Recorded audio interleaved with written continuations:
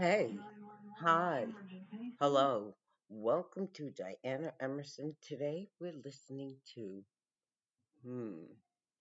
Doorbell records dad saving his daughter from crazy ex. There's some guy on my front porch.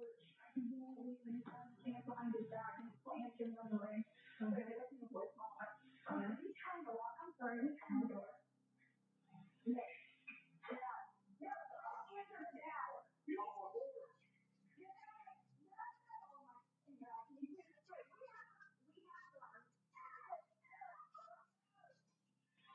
23.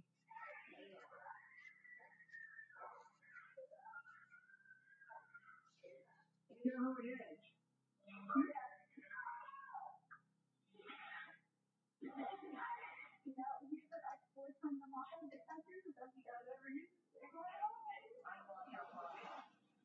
This was the frantic 911 call that was made by a young Ohio woman, Allison Ducro, as her ex-boyfriend, James Rail, began to break into her house.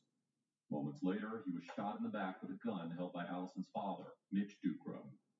But why did a relationship which started like any typical teenage romance end in a scene taken straight out of a horror movie? Hold tight, because this case is twisted and morbid like no other.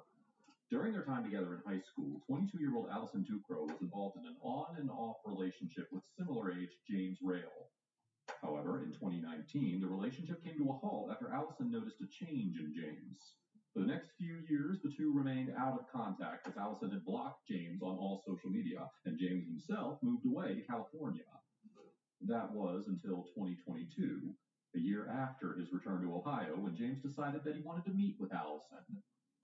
The night before July 31st at around 11:30 p.m., James had called Allison, and due to her unresponsiveness, he left her a voicemail. Hi, it's James. I just wanted to reach out to you because I just wanted to see how you're doing and maybe hear from you if that would be all right, I guess. It's been a while since I've talked to you. And, I don't know. I feel like I don't know what I'm doing. Allison purposefully refused to reply as she had an uneasy gut feeling concerning his return out of the blue. Additionally, she was aware of a major behavioral change in James from mutual friends in California and was starting to feel nervous about his sudden appearance, fearing it may be out of malicious intent. On the next day, July 31st, Allison and her mother had gone out and were just returning home when they noticed an unfamiliar car pull into their driveway. The driver gets out of the vehicle and approaches the front of the house, revealing himself to be James. Unfortunately for Allison, her gut feeling proved to be true, and her worst nightmare was about to become a reality.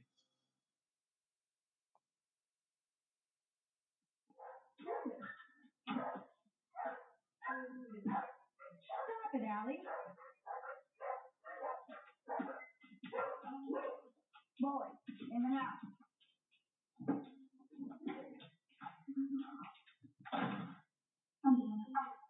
Wait. Hey, he's coming back. No, I'm coming. James, she doesn't want to talk to you.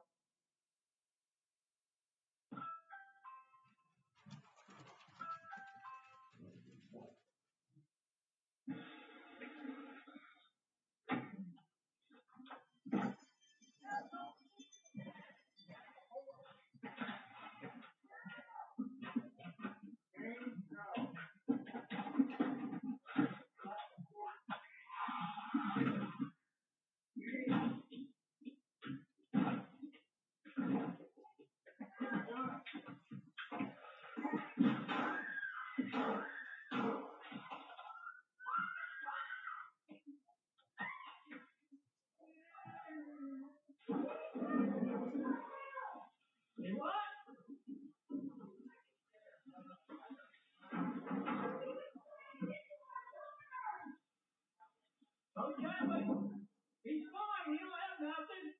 He don't have no gun. He don't have no gun.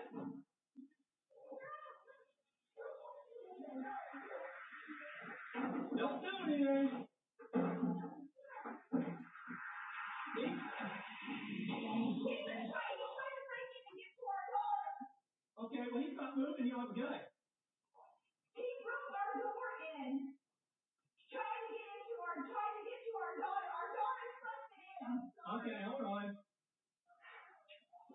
Did you shoot him? Yes. Okay. Call me. Call my. We're on the phone with him right now. Okay, he's not moving. He ain't going nowhere. I know I heard 5 shots. Like, what the? No, 3 shots. He's coming to our door, coming after my daughter. But my husband shot. He got barely right behind me and my daughter in the car. Oh, Jesus. Yeah, so he got in here. He wouldn't leave. He kept coming. Yeah. Oh my God. He's fucking sorry. I'm so sorry. Honestly, this was that to me. Was he dating her? Dating a long time ago. It was a long time ago. I think. If you left your voicemail, left addresses last night. Oh my God. Okay, just calm down. Calm down. Yeah, you got the gun. I got the gun. Anybody got the gun? If you go inside here and shot this guy here was trying to break into our house, the guy's dead. He died. The guy's dead. Right here. Where's the guy with the gun? Inside the house. He's the homeowner. The guy tried to break in the house. Okay. And the guy was just basically protecting himself. We're right here. Okay, you guys have your gun down? Yeah, we're right here. This guy just died. Shortly after the deadly shooting, Alison Ducrow, her father Mitch, and her mother Stacy were taken in for questioning. You need to use the restroom or anything? Okay. You're not gonna have that ready. You will soon later office. Anytime we interview anybody, we just kind of go over your mind, right? It doesn't mean that we think you're in trouble. It's just that you know that you have rights and what they are.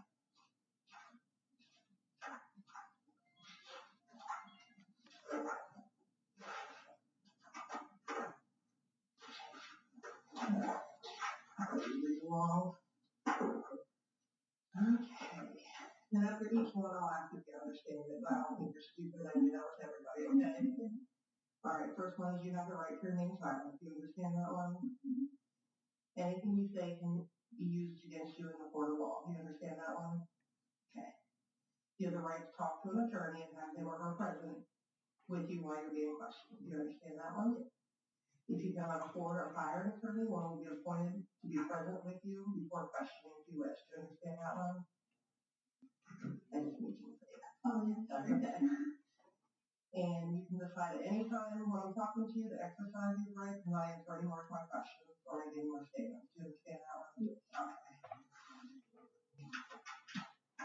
And the ALLIS Yes, Stephanie wants to know, do you want her to print it and hand it back to you? Because you sent it in a PDF form, right? Yeah, I think so. Okay, so should she'd have to print it, right? Or yeah, she can, or I mean, if she can either print it or she can do it on the computer. That's fine as well. Either or works. Doesn't matter to me. Okay. And she's gonna send it when she's done. She just emails it back to me. Yeah. Or you you just forward it to me. Either or. Okay. Okay. So I'll tell her she could just do it online, right? Yeah, she can. If that whatever works easiest for her. Okay. Okay. All right. Bye. Thank you. Wait.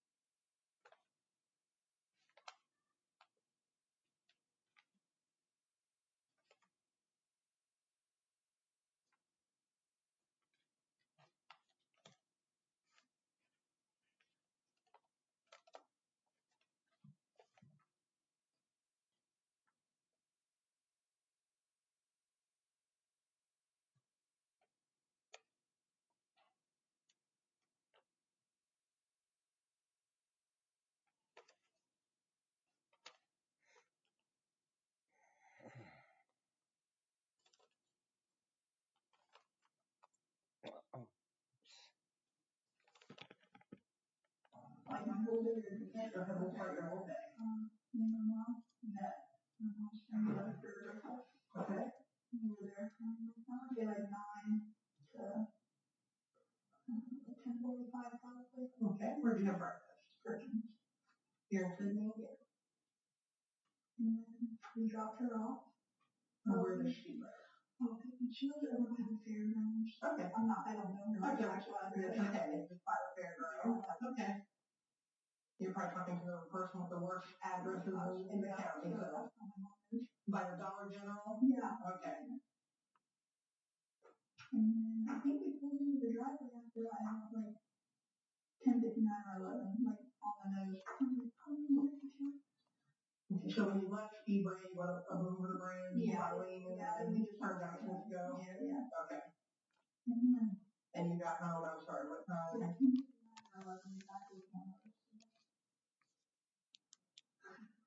I won't hold you to 1 minute. I remember stupid stuff when I get same. The car like whipped into the driveway like 2 seconds later. Okay. Did you recognize the car at first? No, not at first. It was like, it's not. I don't know. It's like, well, everything inside. Because that voicemail from last night already scared me. Okay, let's talk about the voicemail real quick. Okay. Who was the voicemail from? James. And did you call him James? Did you go by James? Yeah. Allison goes on to recollect the frightful morning of July 31st, which started seemingly calm, but her stating that she was on the edge ever since she received the voicemail from James can depict the fact that she was feeling anxious. As soon as the unfamiliar car pulled into the driveway, her anxiousness only exacerbated. What year did you graduate? I graduated in 2017. I was a year early, but you would have been 2018. Okay. And did you date him or? Called Sixes Homeowners Association Management up. Like all through your high school years or after you graduated? It started in high school and then I went out of high school. Okay. Just very briefly. Okay. Payment of April's HOA was done. And when was the final Payment breakup? of April HOA was paid to Century Management. Okay. What caused that breakup? Okay. Sorry, I'm sorry. We're all about you. You can say whatever you need to say. Was he ever abusive physically or mentally? No. He's mentally a little bit. He was getting my head a bunch. When he got mad, what kind of things? Was he aggressive at all? He would just tell me everything that was wrong with me. He would say that nobody was going to love me anymore. Stuff like that. He was a child. Okay. Would he scream those things to you? No, it was all over text and everything. He would never say it to my face, which. Okay. So you broke up in 2019. Did you remain friends after that? Not that last time. No, I said I didn't want to have anything to do with him after that.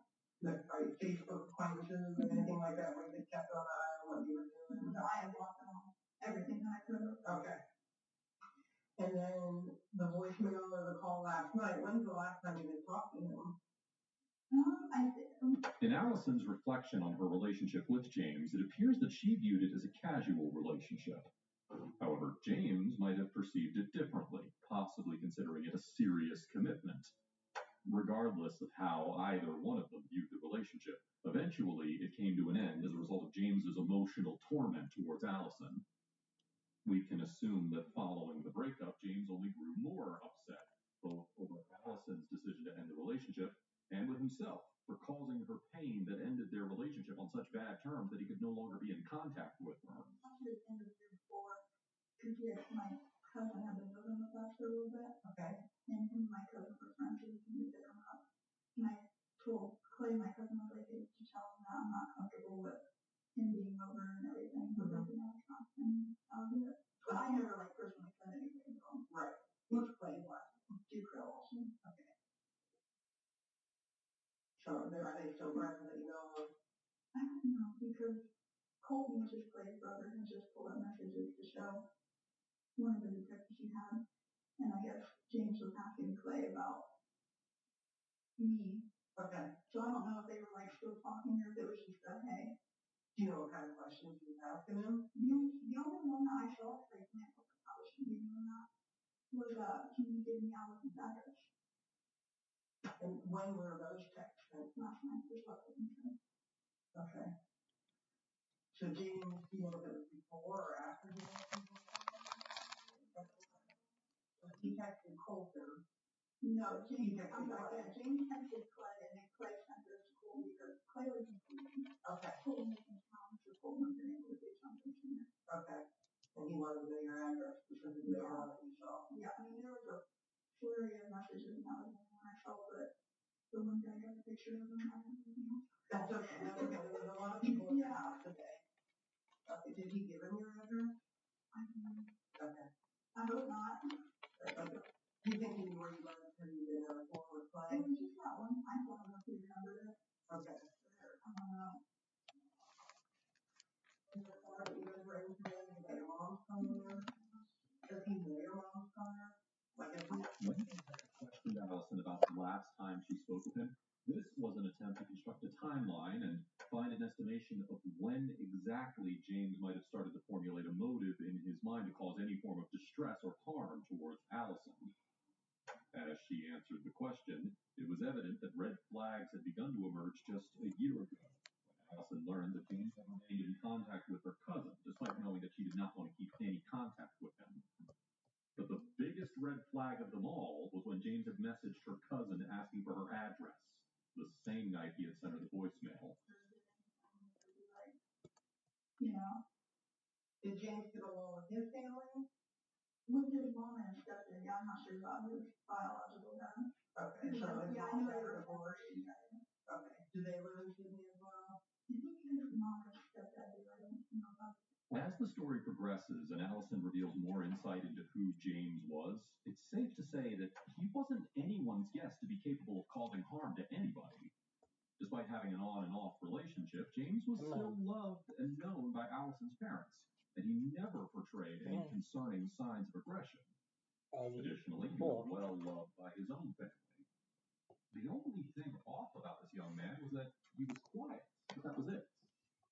However, following a breakup and the bad terms it ended on, despite not having an actual reason to dislike him, Allison's parents changed their attitude towards him, given that Allison didn't want to speak with him. This is reasonable, as a parent's instinct will always be to prioritize their own children. However, it was still shocking to most as to why he changed so much so suddenly. You know what his drug of choice is? He likes to do acid a lot. Okay. Back then, I don't know about recent. Because he moved out to California not too long ago and he got he like started something when he was out there. Gotcha. When did he come back? How long have you been back in town, do you know? I want to say maybe a year. Okay. It's not too long, but not like recent. The detective is seen here asking Allison if James had ever used drugs. This is an attempt to find a possible reason as to why James's personality changed so suddenly, and to verify if he was possibly under the influence of drugs when he decided to go through with the devious plan he is assumed to have made.